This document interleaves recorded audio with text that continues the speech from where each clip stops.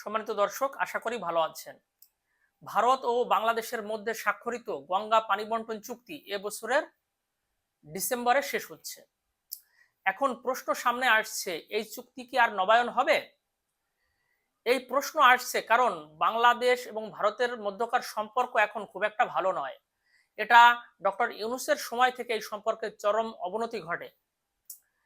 এই চুক্তি বাংলাদেশের জন্য অত্যন্ত গুরুত্বপূর্ণ, কারণ এই চুক্তির মাধ্যমেই গঙ্গার পানি ফারাক্কা বাদ দিয়ে শুষ্ক মৌসুমে বাংলাদেশে ঢুকানো হয় এবং এই পানির যদি না আসে তাহলে পদ্মা নদী এবং তার শাখা নদীগুলো মরে যাবে প্রায়। দেখুন, বাংলাদেশের এর জন্য এই চুক্তি কেন অত্যন্ত গুরুত্বপূর্ণ হয়ে উঠেছিল। এই চুক্তি 1996 সালে তৎকালীন আওয়ামী লীগ সরকার ভারতের সাথে স্বাক্ষর করে। ফারাক্কা বাদ দেওয়া হয় 1975 সালে।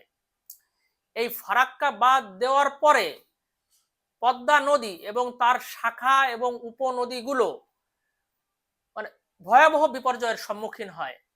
এইসব নদীতে শুষ্ক মৌসুমে পানি প্রবাহ একেবারে তলানিতে চলে যায়, যার কারণে নদীগুলো চড়া পড়ে যায়। শাখা নদী, উপনদী, অনেক নদী পানির অভাবে মরে গেছে এবং পদ্মা নদীতে বড় বড় চর পড়ে যায় এবং নদীর যে পানি প্রবাহ এটা একেবারেই কমে যায়। এখন এর থেকে পরিত্রাণের জন্য তৎকালীন সরকার ভারতের সাথে 30 বছর মেয়াদী একটা চুক্তি করে, যে এই চুক্তির মাধ্যমে শুষ্ক মৌসুমে যাতে বাংলাদেশের পদ্মা নদী এবং এর শাখা প্রশাখাগুলো যথেষ্ট পানি পায়, সেই জন্য শুষ্ক মৌসুমে ভারত একটা নির্দিষ্ট পরিমাণ পানি ছাড়ে বাদ দিয়ে।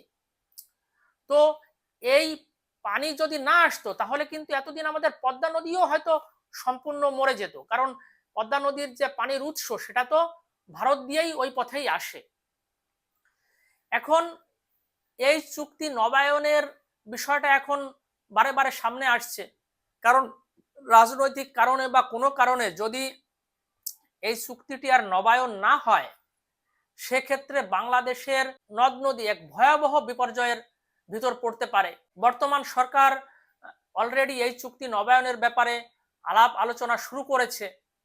আমরা আশা করতে পারি যে এই চুক্তিটি নবায়ন হবে, কারণ এই চুক্তি বাংলাদেশের জন্য অত্যন্ত গুরুত্বপূর্ণ।